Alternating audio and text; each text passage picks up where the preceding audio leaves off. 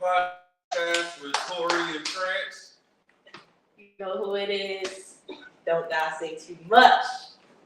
Today we have a special interview with Sierra E. Keller. Hello, hi everybody. So what we usually do, we do a mental health check-in, like how, because we do the show every other week. So how's, we usually check in with each other about how we've been, what's been going on. So you can start, Tori. How's everything? I could go down a rabbit hole. However, we will not do that today. This is not that so bad. It's been a good week to say the least. I've been chilling. Typical regular shit. How about you? Me?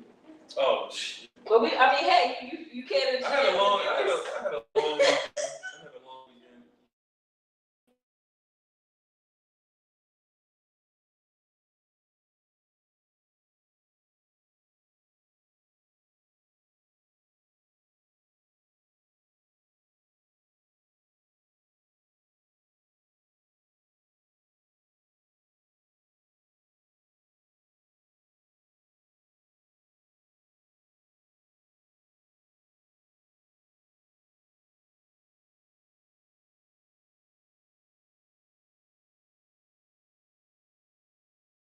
Rough, as y'all can see, got bit by a dog. But other than that, I'm here. I'm glad to be here. I made my week better because it's been rough.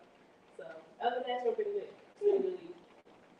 Okay. I'm not glad to hear about your hand, but I'm glad to hear that we make your week better. Stay away from dogs. Whose dog was it? It was Corey's brother's dog. Oh, We hell. gonna blame Corey. We gonna blame. That's one of my biggest favorites. That Attacked by a dog. yeah. No, not necessarily getting attacked, but like having one of my kids get attacked by a dog. I've been attacked by a cat as a child, as a kid. And I don't recall it, but my parents told me about it, and now I just have trauma forever. It's deep rooted. It gets dark. That trauma for me gets dark. So, let's dive in, since you the special guest today. The whole episode is revolving around your book, which is Thoughts of a Mom at Home. Yes. Can you see? Thoughts of a Mom at Home. Can you see it? There you go. So, first of all, we just want to get a background on you. Like, just, Who you are, Who are you? where you from? What has influenced you to get at this point in your life? So my name is Sierra.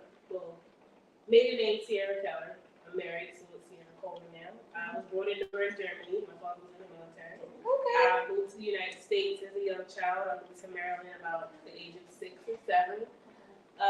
Went to school, got my associate's degree in criminal justice. I am a mom of 2, but I have 2 bonus children as well, so a mom of 4. The book was brought on by my youngest, Christian, so thank you, Christian. I had postpartum depression with him. My pregnancy was really, really rough.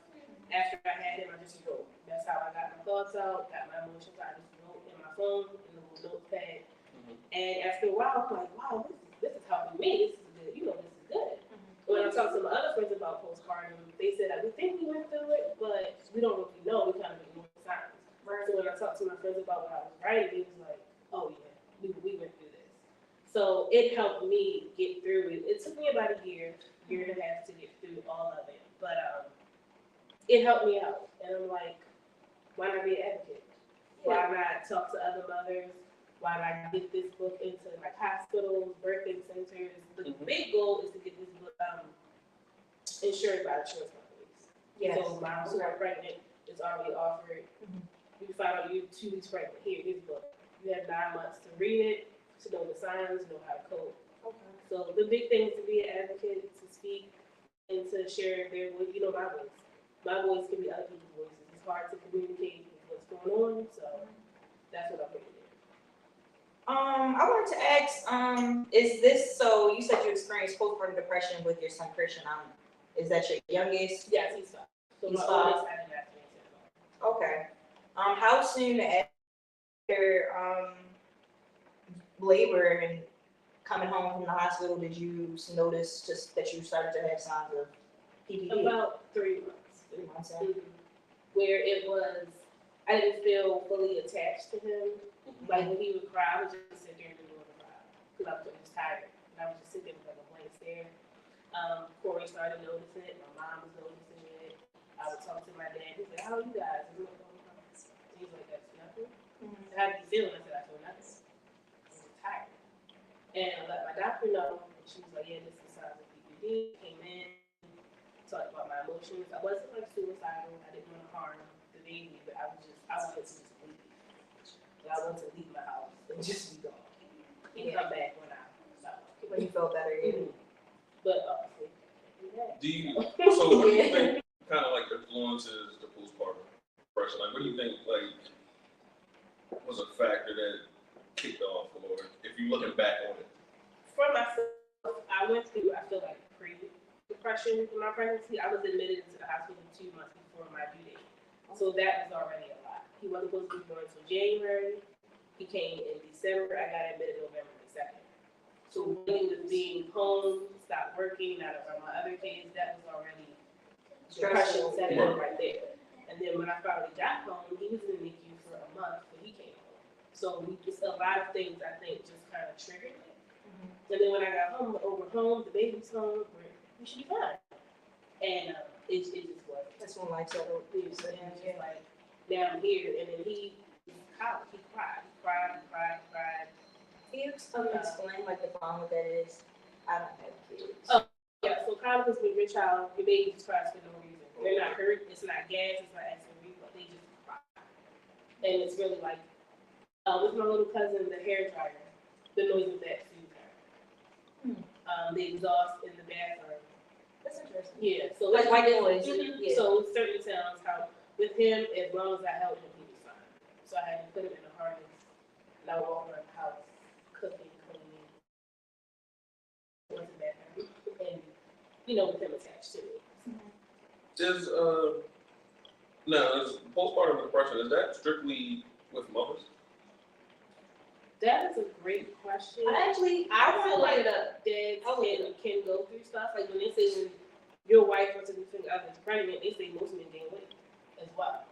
So I do feel it probably wouldn't be called postpartum for them, right. But I do feel like there's a mental health thing. Because men go through their own form of menopause. Like my father he's 60 and he experiences hot flashes. He has mood swings. He experiences certain things. It says 1 in 10 dads struggle with postpartum depression and anxiety as well. Their symptoms are slowly becoming more recognized, diagnosed, and treated. So it could be possible that, the dads can the dads go through it too. From my own personal experience, I don't necessarily, I wouldn't say I experienced any depression, but it was more so like a heavier weight, a heavier responsibility on you, and like just providing, well, with the twins. Because I think the NICU situation, they was in NICU. Because I remember when we found out she was having twins, and when we first found out that she was pregnant, it was like, oh, I think you're gonna have a kid. And then he was like, it's 2. Yeah. And we was like, oh. The thing with me is just like you always financially you can prepare for a situation, but mentally it's so you don't really know what do you have to deal with when during the pregnancy, because man, you really can't do too much. Like she's going through everything, she's enduring the what's you know what I'm saying, like it's a being growing inside her, and then you had 2 on top of that. And when we get there, they telling us, well, you can't be in the room, like you're not gonna be able to give birth in the room. We're gonna have to put you in the surgery room just in case. Like behind so were you able to see? No, I was there. Like usually you're in the room. Like whatever your room is, baby pop out. Here you go, and they send you on your way like 2 days later, or a day later, depending on how fast she recovers. Because of the twins, it was a high risk. They had her in the surgery room. It was probably like 8 doctors in there. So that situation was compared to my daughter was a lot more stressful as far as like what's going on. But clearly my daughter was the second one, so I was like, all right, I already been through this. Right. But with the boys, and it was just like, yo, I hope nothing goes wrong. And then it's just like that's the first time having a fit and seeing it, like you would hear about it, but seeing it, it's a lot. But like after the fact, like they went through NICU. That was that's hard. that's hard because And consists of, if you guys don't mind explaining. premature babies. Premature babies, if they're born too early, or like my oldest, he was deceased. They had to bring him back. So we dealt with that with my oldest. He was only 4 pounds. Christian was only 3 pounds. And he was 2 months early. So he had jaundice, he had no temperature, no birth weight. Do you guys think things like that, not to cut you off, but do you guys think that things like that is like genetic, like hereditary? Like, could it have been possible that when your mom was pregnant, she experienced some of those same things during pregnancy? I asked her, she was sick a lot, but my big ass, I was almost 8 pounds. When you came, right? So yeah, I know I was 8 pounds when I came, but my mother, she had a few miscarriages and stuff like that. So, and I think my brother, the youngest, because I'm the youngest of 3, only know Kevin. But the youngest, I think that he was like, they thought that he was a girl at one point, and she like prepared for a daughter, and he literally came out and had a penis. Like, oh, so we're not having a daughter, like, yeah. So it's just like, But I had a pregnancy with my first, and kind of went through the whole thing all over again. That's why I'm scared to have another child, because if Chase was 4 pounds, Christian was 3, no telling what the next one, if the next one even goes full term or makes it. So I think it just depends, on your body. I had high blood pressure, so that's another higher risk thing. They told me I'm not that big, so he was like, you have a small frame, so you're not gonna carry big kids, big it's things. interesting. So I'm not so for that. Yeah, that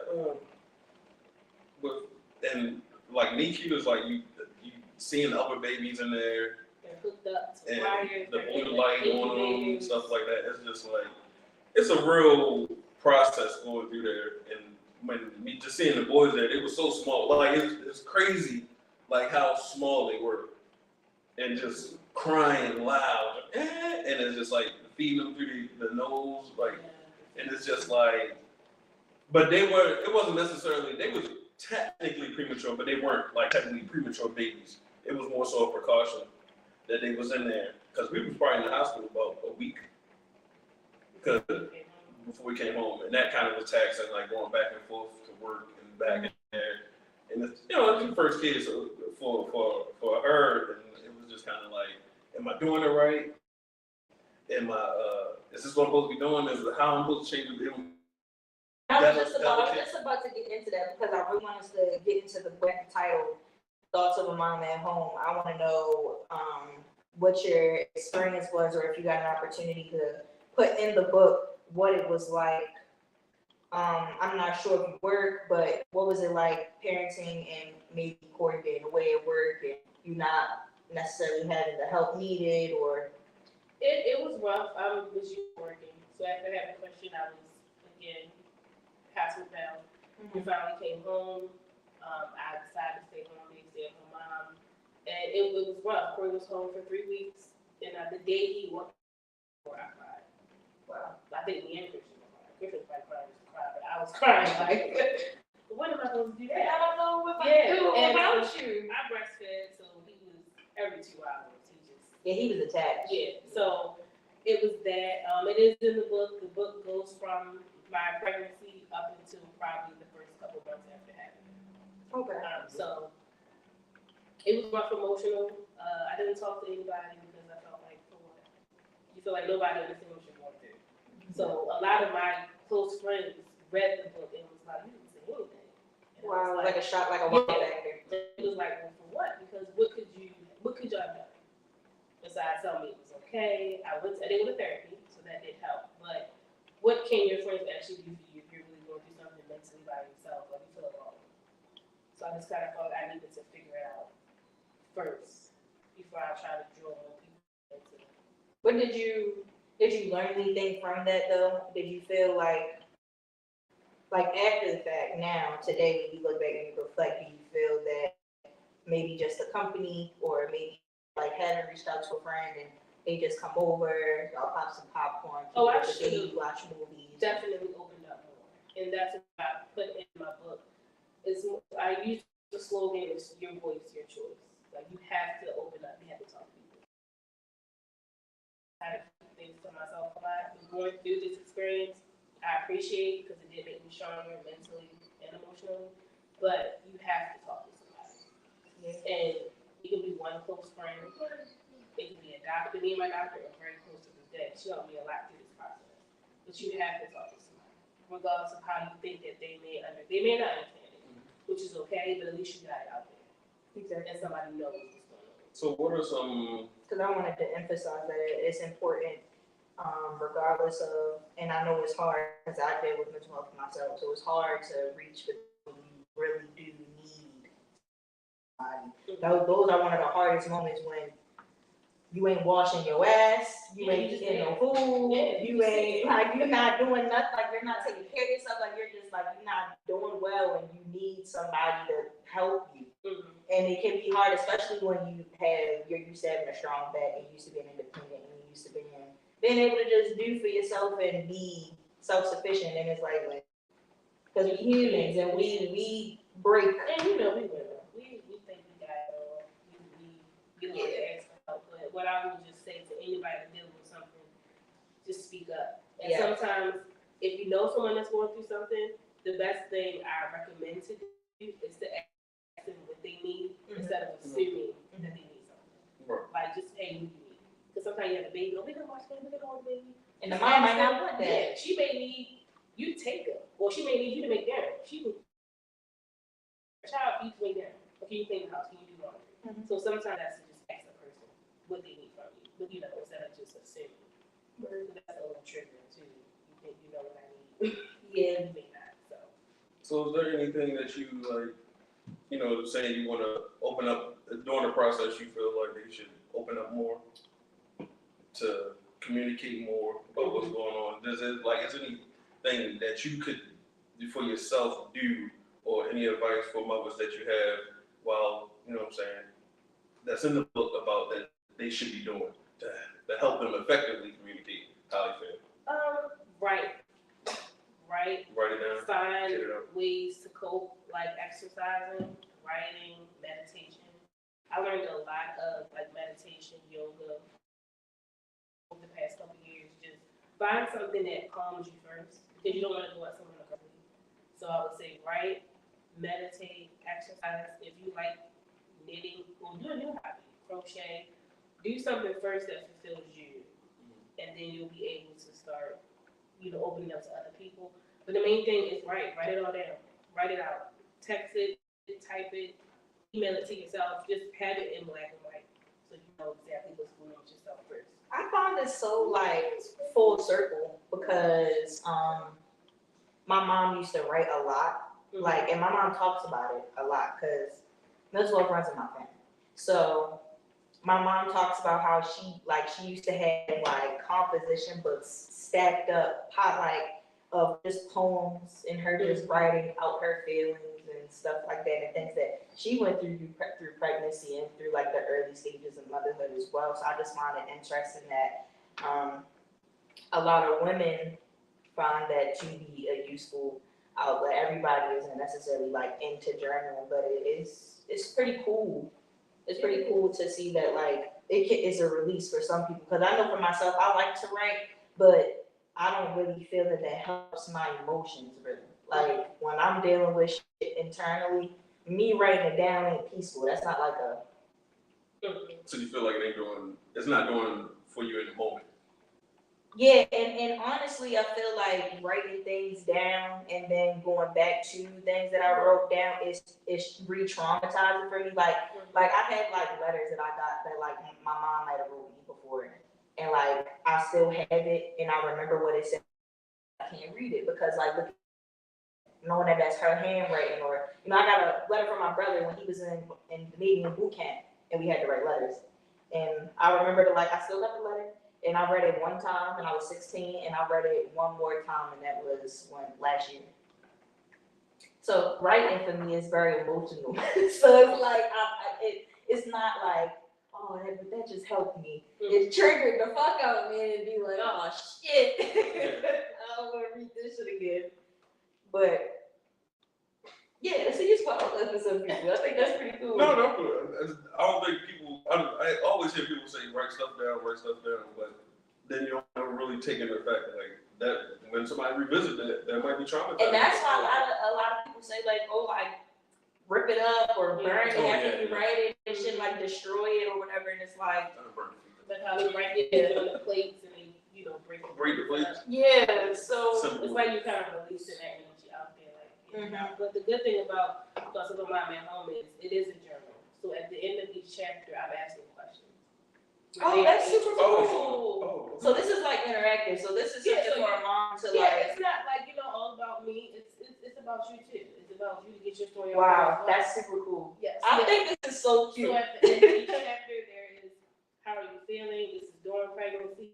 After you have your baby, how are you feel? It's even a topic about intimacy. After you have a baby, you don't want to have sex, but your partner does. So it's a whole topic about, that's another discussion, right? Like, so that's crazy. Y'all don't think like, or like not even that you don't want to or don't feel like it and he wants to, but like the time period where you literally cannot. There's 6 weeks, and for me, I think that's bullshit. I think you need longer to heal. Whole baby coming out of their vagina. I mean, shoot, some of these girls be having sex 2 weeks.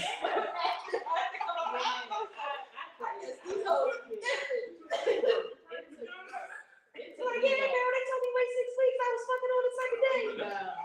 You can go in there. You can go 10, 15 weeks up yet. So it's a new month. Literally an open wound. Yeah, for real. And you can get pregnant right like that. So don't let that happen. So damn, I waited like months, like That's enough. Yeah, 90 days. Really, you know what I'm saying? I think in general, people out here, we all out here, doing our thing. But I mean, really, people plan to have kids. Like certain people don't plan to have kids because of their situations. But it's just like when the situation of actually being pregnant, what you got to prepare for is one of those moments where, in hindsight, you be like, damn, I should have took more precautions. I think about that moment. That's why I don't got kids. I think about the moment of pissing on the stick. Let me not say pissing, that's so. I think about when the time I'll pee on that stick and that plus sign come up. And I get anxious, my chest get tight, and then I start thinking like, damn, I can't even say what I really want to say on here, y'all. But I just be like, I like when I think about it, I just take a deep ass breath. I'll be like, shit. I can't even imagine, because the reality of being a parent, right? It's like, it's not that your life stops. Because a lot of people have like this idea of like, once I become a mother, I can't do anything because the baby gonna want me or whatever the case may be. And it's like, I be thinking about, it's not even just about the parenting aspect, or I guess it's coincides with that, but I just be thinking about, what about the times when my cup is empty and I still got a kid?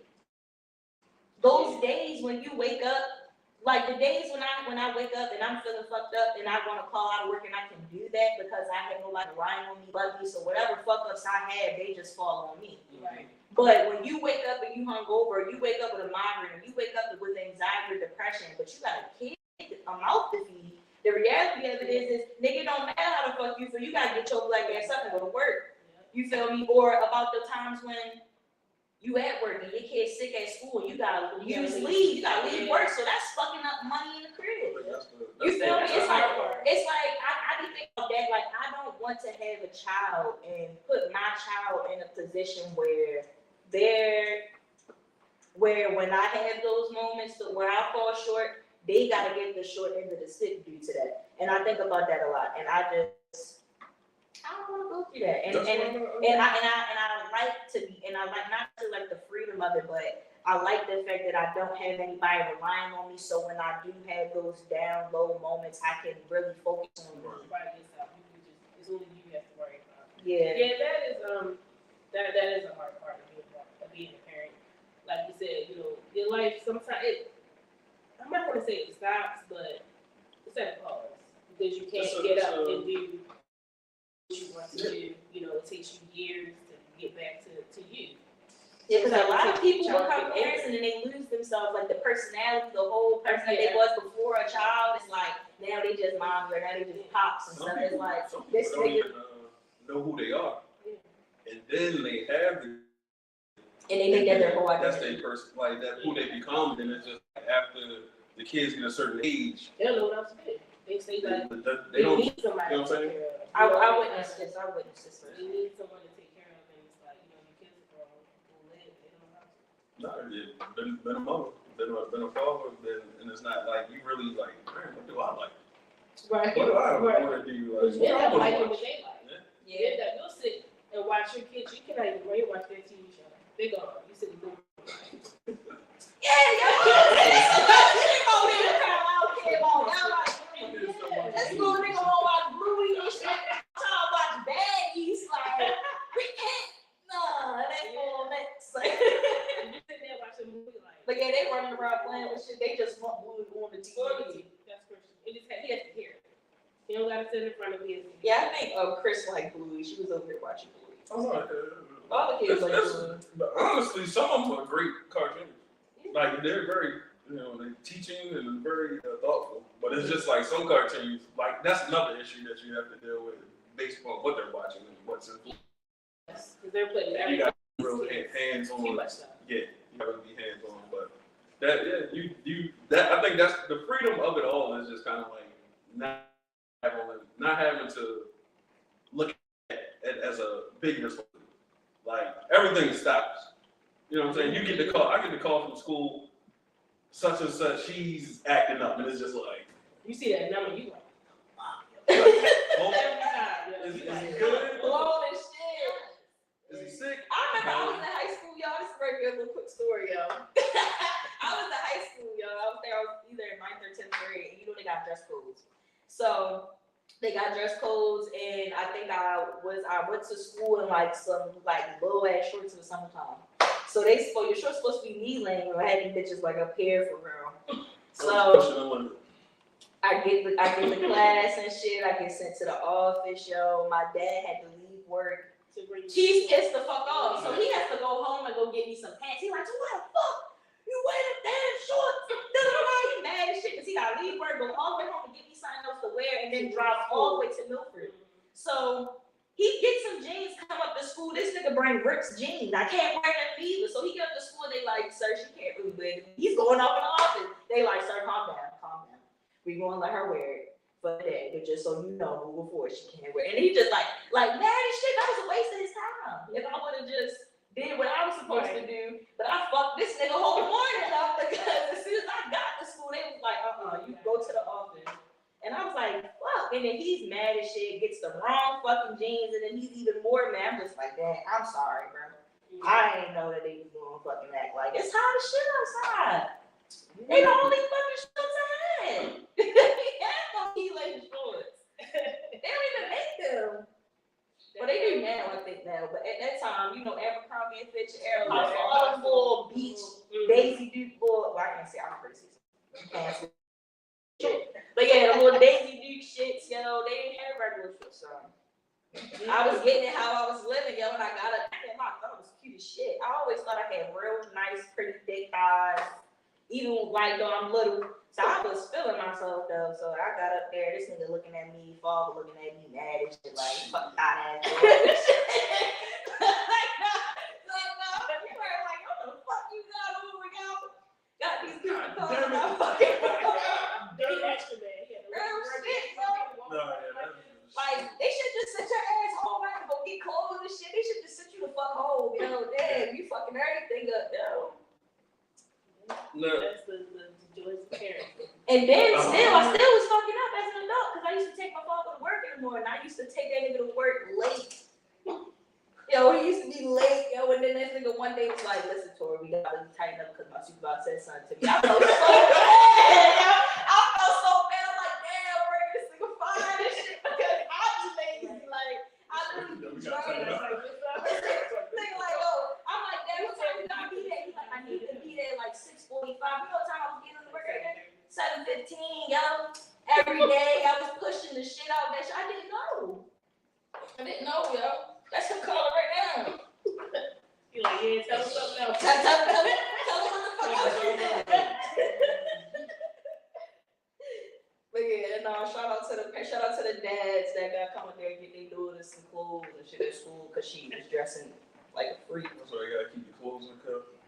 I mean, I was on a bus, yo. I'm talking about that's the parent. Oh yeah, well, you ain't thinking that your daughter will, because he was already at work, so you ain't thinking that not when your daughter get up, she gonna put on these low ass shorts 6 in the morning. Having kids is like everything is about preparation. But that's because you in that stage where you got little kids, Well, so somebody out to shit themselves. You gotta keep extra shit in the car. I was 16, nigga, so he ain't with a rhymer with a spare pair of jeans for me, nigga. The fuck? You not thinking that's forever? At that point, then you Well, know what I'm saying? moving Moving forward now, I'll give you some jeans. keep some clothes in your car. Non-ripped. He would have been paying up some Foreman meal shit. Oh shit. Some boot cut. Get you the basketball Some shorts. straight down. You had me fucked up on here. Y'all was bad shit. Like, hey, take these. I can't even these. I don't give a fuck. I had to leave work for this shit. You ready to be fucking fired? Oh man. I ain't looking forward to that. Yeah, I'm about to start leaving shit. Just in case I get phone calls. Yeah, yo. See, that's Right. time. Hopefully, Adina don't never do that shit I did, yo.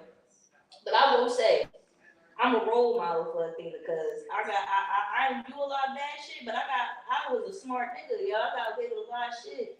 My people, they know a lot of shit, yo. But that's not a good role model for her. She don't need to know. I mean, these kids are smart, man. They gonna try. They gonna try. They gonna try it. They gonna at least try it. Yeah, man, I didn't have my fair share of feelings out here when I was in high school.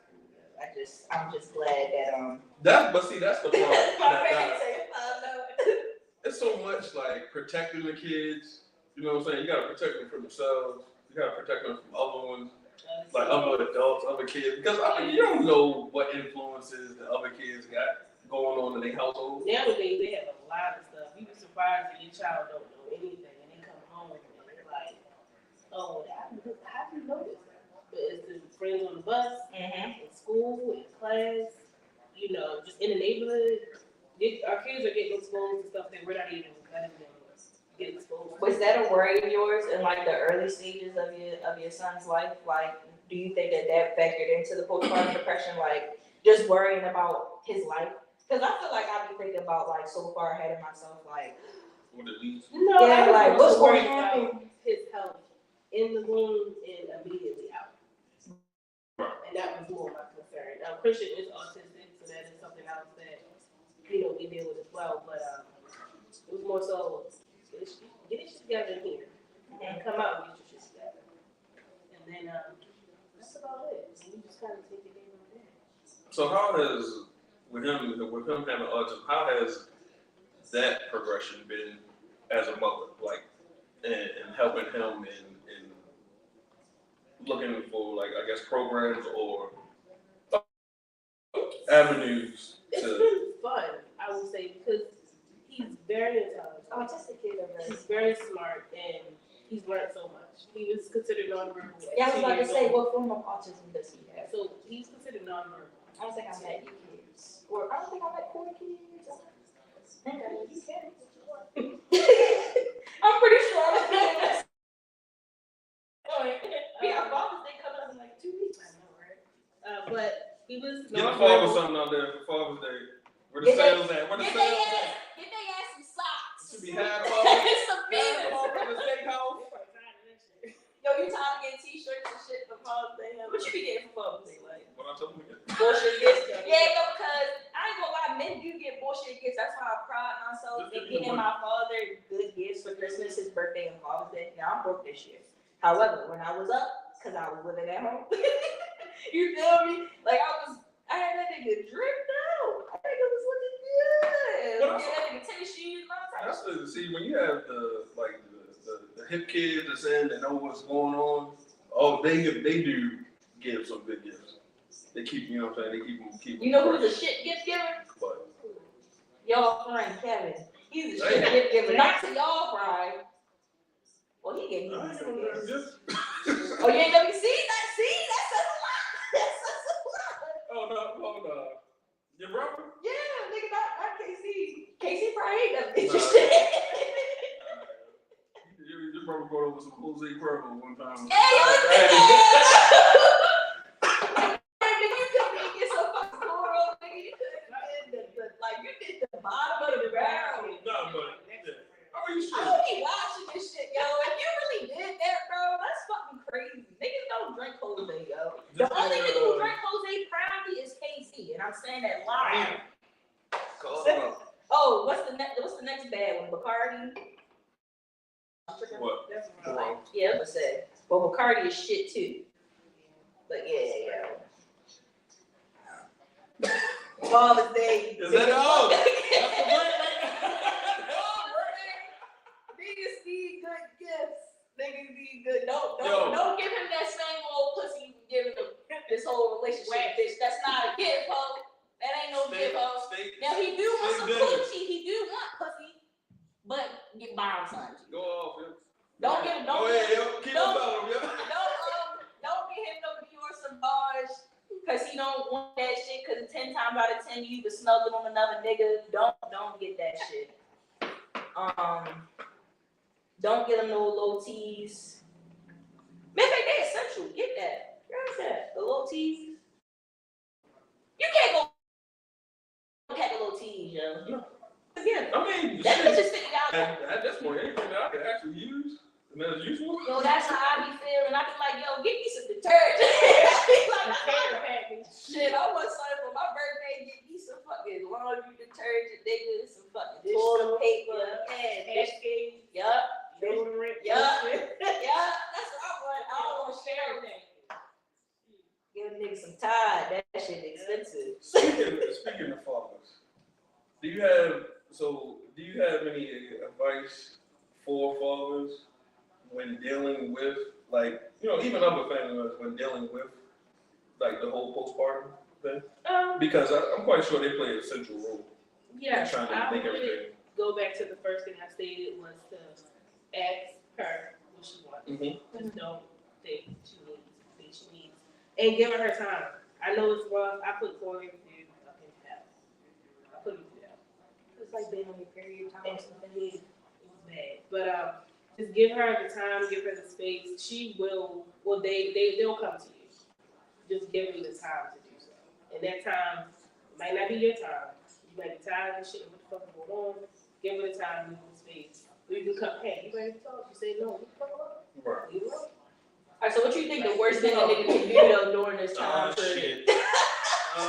Shit. It's probably I still want to be intimate. You still want to get some ass, and I'm over here. No, ask for no ass because you ain't getting it. So that's probably like the biggest thing. Just don't ask me for shit. Like don't ask me for nothing. So you wouldn't if like Corey just was like, all right, I'm ready to just go outside and that shit. In the beginning, I was lost into my depression. I think. So like, I didn't like he would go out. It didn't really trigger or affect because I was so lost in myself and what I was going through. But when I was ready to talk, things got better. When I was in therapy, things got better. People don't like therapy. I get it. That's why I say write. I know it doesn't work for everybody, but just write or talk to yourself. But you have to get it out. You can't keep it in. Snap. But just be there, listen, and sometimes it's best to listen and not say shit. Just listen. Listen to what she's saying. You may be the dumbest thing that pisses her off. Okay. And that's it. Until she's ready to talk. Now she gets physically ready. But you know, if she fussing y'all at you, just you gotta take it for a little bit. But she'll get through it. You just gotta be there. And that's not just spouses, that's grandparents, friends, cousins, aunts, uncles. Just let her come to you and ask her what she needs, and that's the best advice I have. So, what made you, like, what was the driving force to write the book? Like, what, you know, you said you wrote down during the process. Mm-hmm. But what was, like, when did you get to that point where you were just like, I should put together a book, especially an interactive workbook to help mothers? Like a self-help book. Yeah. The interactive part, I didn't want someone sitting here just reading my depressing ass story about what I went through. Because how is that going to help you? You sit here reading about my struggles and pre-pregnancy depression, and that's not going to help anybody. So the interactive part is like, what I felt, I need to write in my book so they can express how they're feeling. So it's you're reading my story, but you get to tell your own. You're expressing yourself. That was the interactive part. The part about writing the book is I felt like I needed to help other women. And it was just me and Corey were sitting literally at Papa's in Glenburn, in Chicago. And I showed him my phone, and he was looking through it, and he was like, "Damn, like what's this?" And I was like, "My feelings, like what I was going through, and I want to help other people." He was like, "You continue that, and when you're done, you let me know." Because Corey's in the office, you know how it works. And I put it all out there, and I sent an email via Word. I wrote my chapters in there when I was on the phone, put my questions in there, and we formatted it together. But I felt the need I had to help people. Because what I went through was hell. And I'm like, if I can help other mothers not go through it as bad, or give them something to help them get through it, then that's what I want to do. So I do want to eventually be like a public speaker, you know. Yeah, giving that first person account, which especially within the Black community, I feel like we don't talk about it enough. Like, At all. I don't think I really ever, like, hardly ever hear Black women talking about postpartum depression. That's what a lot of doulas, there's a lot of doulas and midwives now, which they're saying, you can still have your OBGYN, you know, but midwives and doulas are helping a lot of Black women. Like with everything, the pre-pregnancy, going through pregnancy, the mental health checks. Because when you go to your regular doctor, you don't really get those, you know, how you feel today. Yeah. And it's pretty much it. They check your weight, your heartbeat, go for your labs, ultrasounds, and that's it. When you come back in better in a couple weeks. With doulas and midwives, they are more so wanting to know your mental and your emotional state. So, but mental health is not talked about a lot in the Black community. Depression, schizophrenia, all that is kind of just like nobody really cares to talk about it. And that's one thing I want to get this out there too. I put my platform on TikTok, and I met a lot of moms who are Black that don't support this, which I was very surprised. Like, oh wow, yeah, a lot of Black mothers. Because we're looked at as strong individuals, so we're not expected to really hit like a weak moment. Like y'all be okay. Yeah, and when we do, to get. Oh yeah, And then it's like, I don't know, the way that we carry ourselves too, like carrying like the posture that we carry as Black women, like being strong, like that independence and that strength that we do naturally exude and have. So it's kind of hard. Like it's double-sided. It's double-sided because it's like we're not going to, and that's one of us sometimes too. We don't express a lot, and that kind of can hinder why people feel like we're okay. Because we will say in a hurry, we're fine, knowing we're not fine. Excuse me for a second. You gotta do some kid shit. it's like intermission for the kids. But mental health definitely isn't talked about a lot in the African American community, and I think that a lot of that is attributed to My bad. Dealing with kids.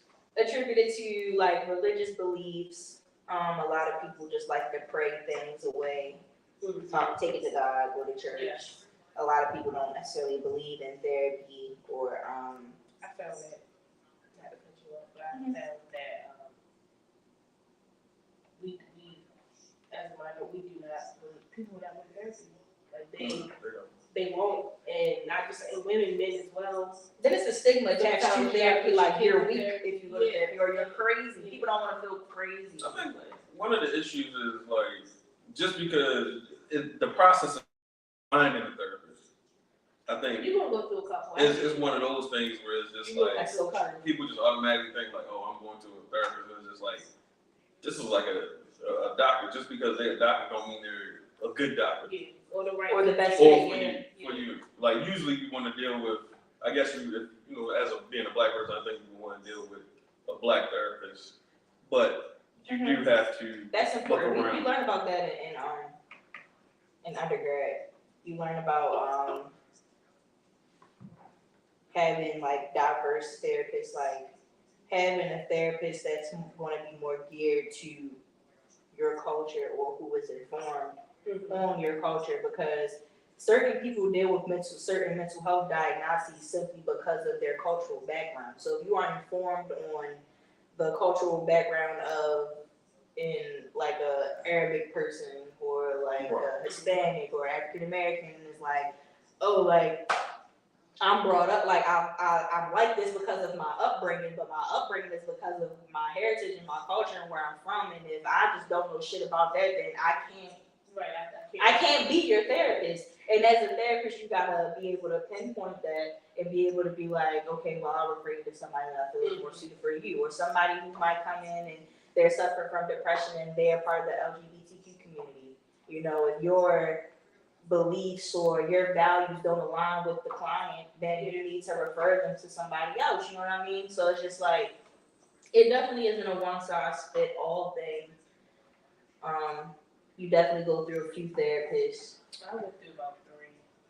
Yeah, until you find that one where you feel, because like, I don't know, therapy is kind of funny. Do you feel like you gotta be there, like in person? Yes. Or do you feel like you can do it on phone? That telehealth shit ain't shit. That telehealth shit ain't My shit. first couple ones before this COVID hit, they were all in person. And then COVID hit, it had to either be the telehealth, do it computer or whatever, or on the phone. But I've known my therapist for 3 years prior to the COVID thing. Me talking to her on the phone, I was okay with it. Yeah. The one thing I love about my therapist is when we talk, she did not have a pen and paper. Everything was up here.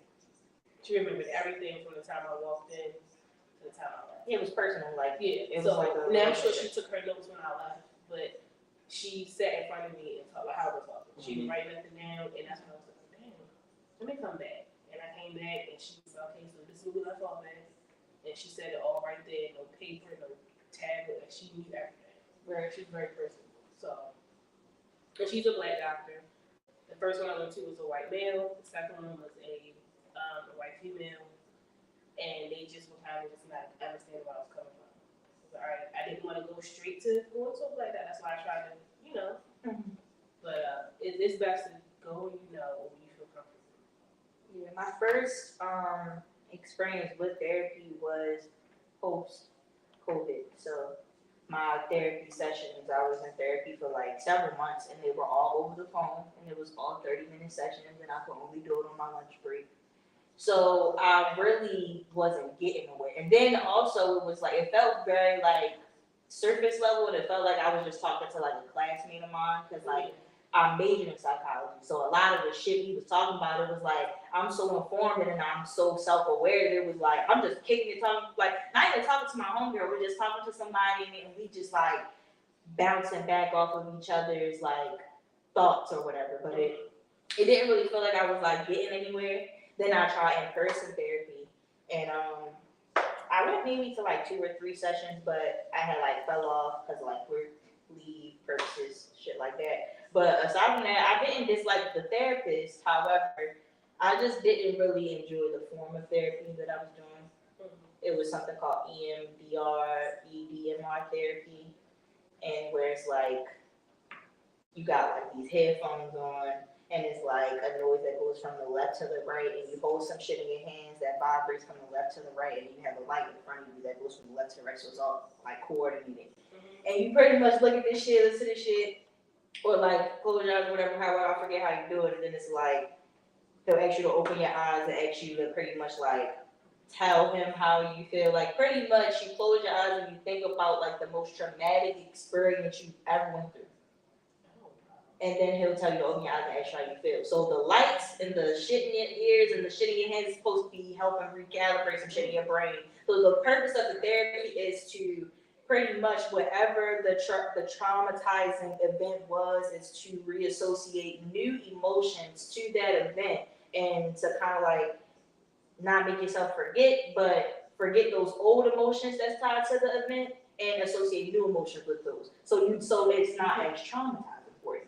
But that form of therapy can be triggering and traumatizing for some people because you're taking them back So to a you take place. me to pull to a place where I put away. Yeah, it's very uncomfortable. So I didn't really like that. So, yeah, I kind of fell off with that, and I'm looking for a new therapist now this week. So, you know, I'm into therapy. I'm open to therapy, and I definitely advocate for therapy.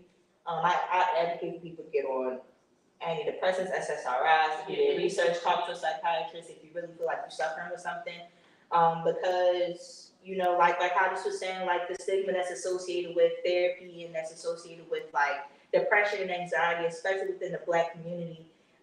The stigma is either you're weak or the stigma is it's like, oh, well, you crazy. If you taking medicine, you crazy. If you in therapy, you crazy and shit.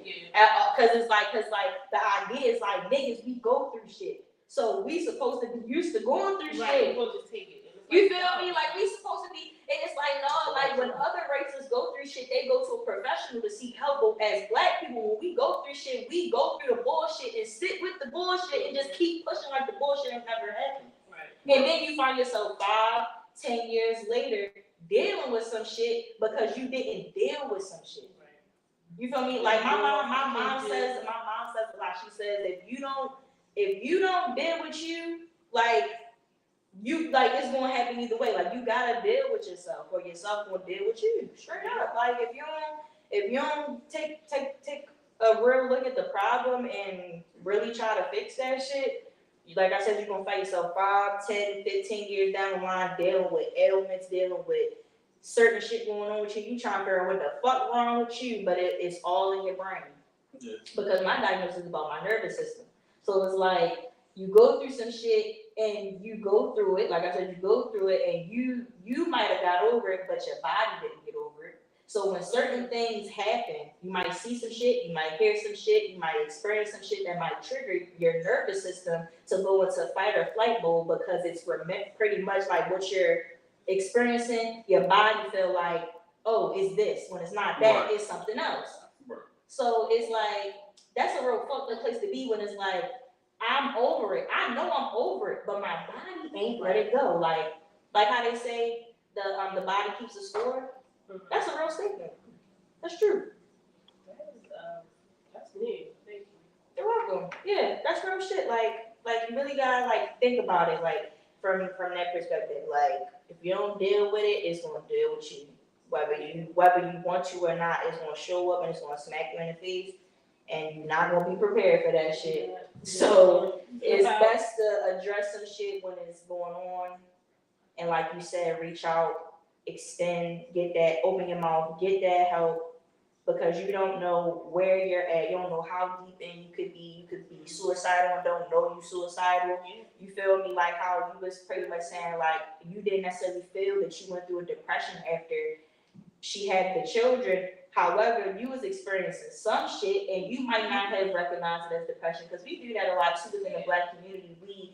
We associate certain emotions with the wrong term. Yeah. So it's like we'll say we mad as shit about something the whole time. We not mad, it just hurt my feelings, but this is the only way that I can express that my feelings is hurt. So you could have been experiencing forms of depression but didn't know that that's what it was, and just like felt like, man, I just feel fucking just like overwhelmed all the time and shit, and I can't get no fucking rest. Even in my sleep, I ain't getting no fucking rest. Like, cause I feel like that too. I go to bed at night and don't get no sleep, and I sleep. But that's because like your body don't go to sleep. If you're nervous system. You think you're supposed to go through it. Like, I'm supposed to feel like this in this moment because of this. No, you're not. Yeah, yo, I want all my brothers and sisters.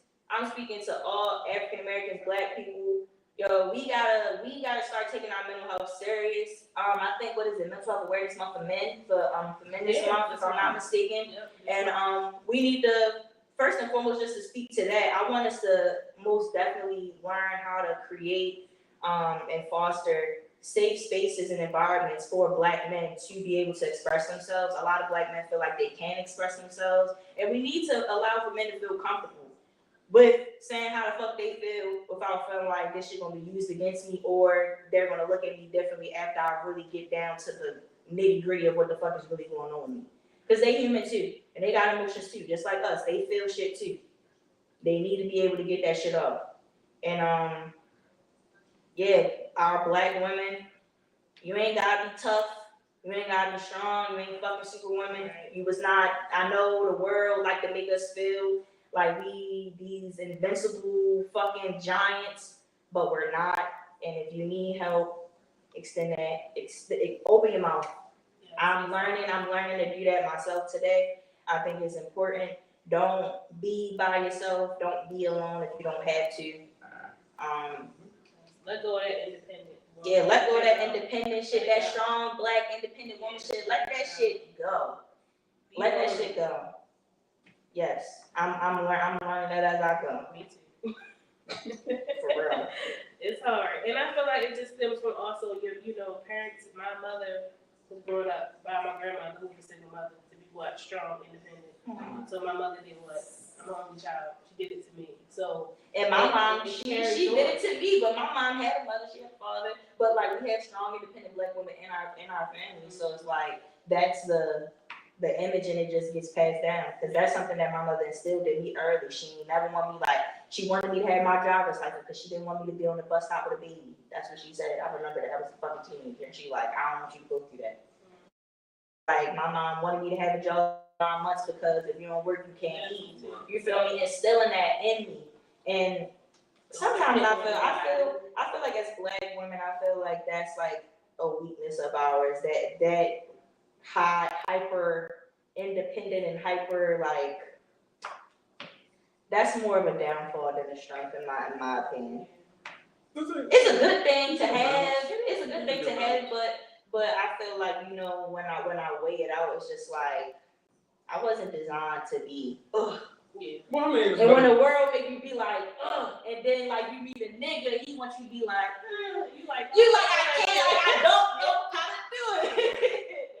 Like what the fuck? Or when the world ready for you to be soft, and you've been beat up by the world your whole fucking life. Like how the fuck can I be soft, And like you feel me, just like how I'm saying, for men we need to have safe spaces for men to be soft. We need safe spaces for black women to be soft too. We need each other, and I think that's what we forget. We so against each Ooh, other. So girl, we about to go to a whole nother shit. It ain't even gonna be postponed no more, yo. What the fuck? That's facts, yo. We need each other, yo. We need each other. Us in the black community, us men and women, we need each other. And I hope that whoever listening, 25 and under, don't let this city girl shit influence y'all. These same bitches, the city girls, the Meg Thee Stallions, all of these bitches got boyfriends. They got kids, they got family, they rapping this horse shit so y'all niggas can buy the music and get them rich. Meanwhile, they doing the exact opposite of what the fuck you doing. For entertainment purposes. And learn that this shit is entertainment. Do not apply that shit to your life because you're gonna be out here looking fucking stupid, thinking that a nigga gonna take care of you and shit like that. When it takes two to motherfucking tango, then that just ain't about fucking. That's living life, period. So, yeah, yo, for real. Don't follow these city girl bitches. We need our black men. Yeah, fuck them bitches. I don't give a fuck about young Miami and JT. Real shit. She don't say music. Like, fuck, you feel me? Like, you feel me? Like, no disrespect, but yeah, like, don't follow them. Don't follow them because they are breeding grounds for us black women to be alone. Our black men, like, them niggas gonna die off. We ain't gonna have shit to procreate with. The fucking earth going. If it ain't no us, if we die off, what the fuck y'all think will happen to that? No, I mean, what do you think will happen to the earth without niggas? Let's be real. We not here. And it's just the rest of the races. What the fuck gonna happen? They gonna be fucked up. Remember who made y'all light bulbs. Right. When the sun went down, y'all niggas ain't have shit. So. Did it like get canceled? Did I just say some No. canceled? Motherfuckers need to know. They get that shit. They need to know. I can't tell y'all the nigga name, but just know it was a black man. You can't. You need to know the history. You need to know who really contributed to this fucking world, and you know that a lot of people behind the scenes, or a lot of people that we see in the forefront, who are the people that they credit, are really just taking the shit from other people. Yeah. Yes. You know. But before we end off, how long has this book out, Sierra? I want to say August of 2022, Oh, but I just started really promoting it, Pushing it out and stuff. about last year. Where can the viewers purchase the book? Is So it I available have online? a website. It's elizabethcallers.com, so it's on my website. Okay. You can go there, and it'll take you straight to the link through like Amazon and purchase it. Okay. I have a couple copies at home, so I can always send, copies to whomever. But definitely on my website. I'm also on TikTok and Instagram, and link is on those pages as well. Okay. And just in case you guys didn't hear her, the website is elizabethcallers. Is that .com? Yeah. Yes, .com. So if you guys wanted to purchase this book, it is available. How much is the book? How much is It it? is $17, like $16.99. There Okay. is a Kindle version as well, but with the book being a journal, it's kind of best to have a physical copy to write. But you can download the Kindle version that is free at the moment. It's usually $5.99. Okay. So how has the reception been since you've been It has been, early on and then like pushing the book? it's been amazing. I would say I've gained a lot of traction with Thoughts of the Mom at Home. I met a lot of women on TikTok and they've been amazing. We still talk to this day. I met a lot of moms on Instagram as well that are going through postpartum or that didn't know that they had it until they actually read the book. I met a mom in Florida. She's currently pregnant and she's reading the book now. I met another mom. Her daughter's 5. She bought the book anyway, and she said, "I went through this last year." So postpartum does not have a time. It can last with you for years. It can hit you years later. So it's not right till you have your baby. So if you know anyone who is pregnant, trying to get pregnant, just had a baby a year, 2, 3 years ago, it's a great book for them. It's a great tool. I feel like it'd be a great tool for a father too. Yeah, I had a get grandmother insight. read this book. So a grandparent, she read it. So it's good for the whole family because it talks about everybody around in the household. It talks about everybody. So it's not just all about mom and their partner. It's about the entire household, the whole family. Even the kids, they deal with stuff too when a new baby comes home. So it's about everybody. That's true. Thoughts of a Mom at Home by Sierra E. Keller. Make sure y'all go check it out. Anything you want to end off with? Nah. Any Thank thoughts? y'all. Oh, we appreciate it. Thank you for Thank having you me for on. I having me. appreciate it. And thank everyone for watching. I had a good time. Hope y'all had a good time. I'm trying to come back to another topic. Oh, yeah. Yeah, we gonna get shit. Next time you here. But no, I appreciate you coming through. I appreciate you doing the interview and really giving your insight and a useful tool and a workbook for a lot of women, anybody honestly, but going through postpartum and I don't think we talk about it as much, but I feel like this is a good tool that To get the conversation started. Yeah. Well, thank you. I appreciate Thank you. All right, we out off the rip.